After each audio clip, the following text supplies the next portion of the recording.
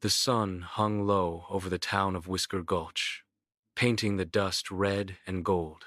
The air was still, except for the faint rattle of a loose saloon sign and the jingle of spurs against the wooden boardwalk. Inside the Catnip Saloon, the smell of milk and fried mouse lingered in the air. Marshall Clausen sat quietly at a corner table, tail curled around the leg of his chair. He was the law cat of Whisker Gulch, cool-headed, long-whiskered, and quicker with his claws than most cared to find out. Behind the bar, Miss Velvet polished a glass with her paw. She had fur the color of smoke and eyes like warm honey. Then the saloon doors creaked open, and the music stopped. A scarred gray tomcat stepped inside. His coat was rough, and one ear had a bite out of it.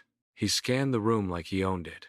"Name's Bruno Bone," he said, voice low and dangerous. "I'm looking for Marshall Clausen." Miss Velvet didn't blink. "If you're smart, you'll keep looking somewhere else." Bruno's eyes narrowed. "Got a score to settle." From the back of the room, Deputy Scratch shuffled in, limping slightly, his old injury from a rooster fight acting up. "Marshall," he said, "we got trouble. That Bone fella's stirring up fur." Clausen rose slowly, setting down his saucer of milk. "Guess I'd better see what kind of bone he's got to pick." Out in the dusty street, the wind rolled a lonely tumble hairball past the swinging sign. Cats peeked from behind shutters as Bruno Bone and Marshall Clausen faced each other. Bruno spat into the dirt. "You running me out of town again, Marshall?" Clausen's tail flicked once. "Only if you make me." And then, swoosh! Both cats lunged. For a moment, it was all claws, dust, and the sound of hissing.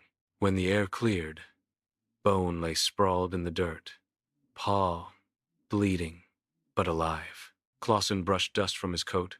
"See that he gets a saucer of water and a one-way ticket out of town." That evening, the Catnip Saloon was peaceful again. Miss Velvet poured Clausen a fresh drink.